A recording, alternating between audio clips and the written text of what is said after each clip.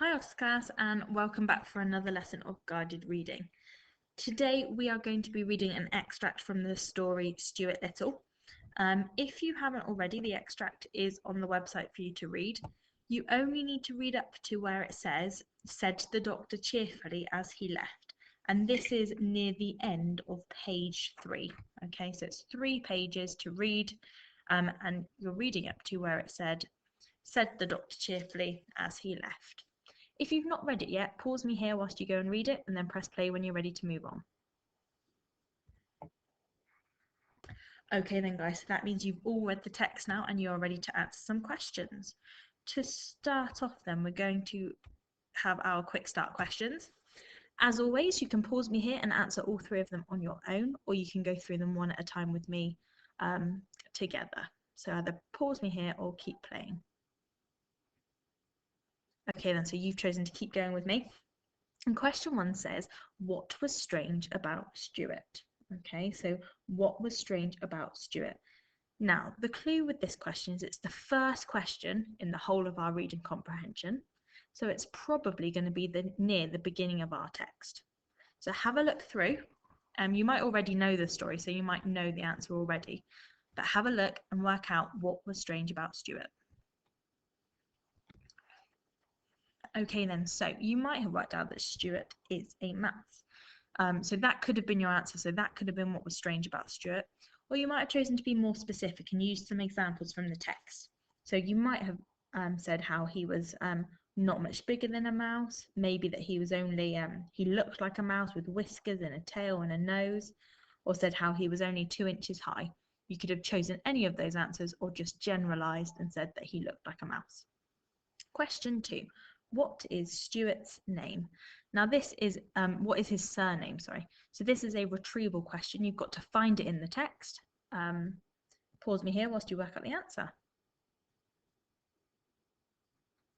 Okay then, so hopefully you worked out that his surname was Little, and you might have been able to get that from the title of the story. You might not have even had to look in the text.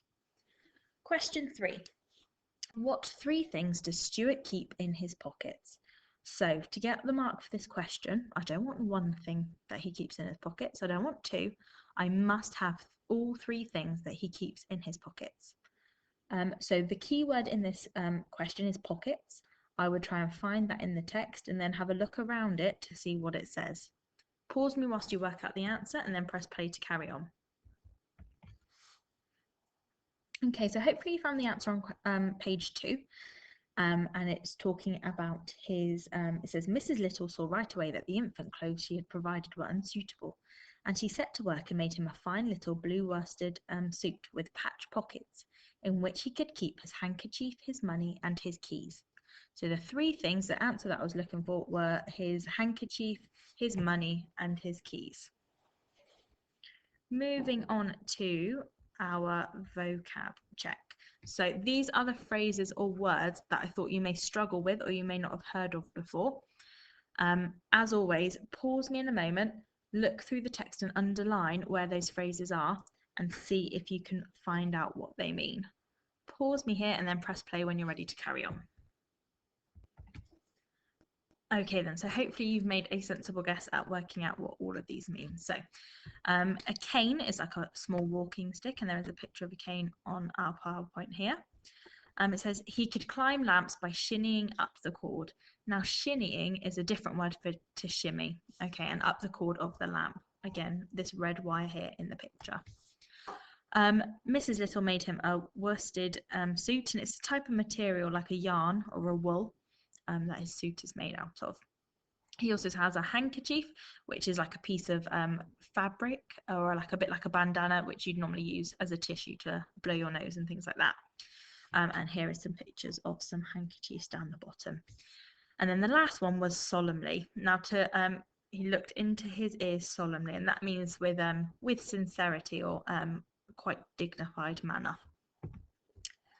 Moving on to individual thinking. So it says, when Mrs. Frederick C. Little's second son arrived, everybody noticed that he was not much bigger than a mouse. Why do you think everyone noticed this? Pause me whilst you answer it and press play when you're ready to continue.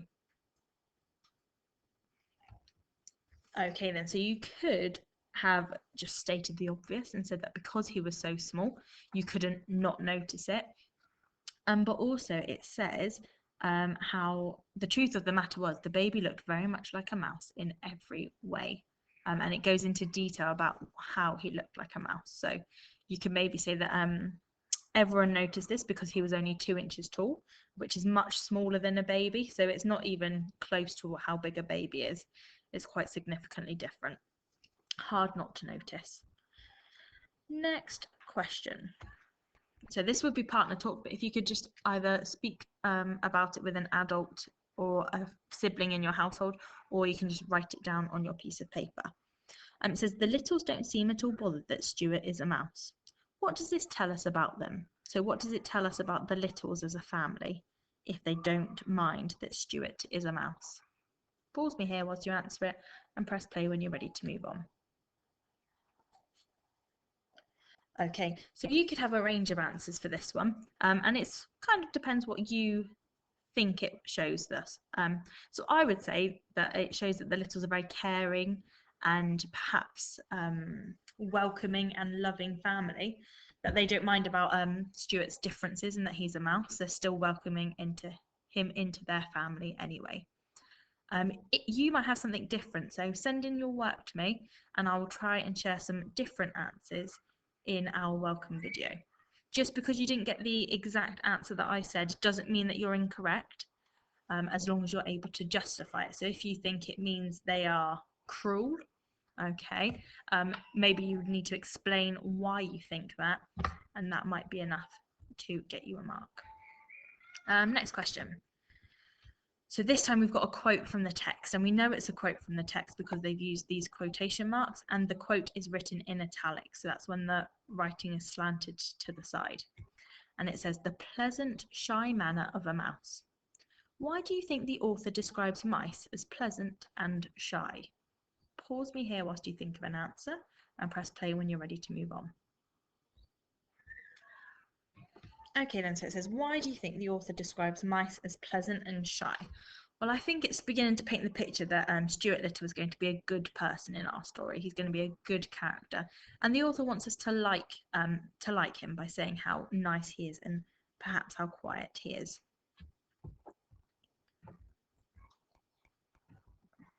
Next question. So we've got another quote from the text today, and it says, "Feed him up," said the doctor. What does this mean, and how would Stuart benefit from being fed up?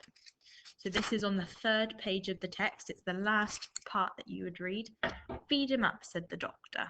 What does this mean? Pause me here whilst you write down your answer and press play when you're ready to move on.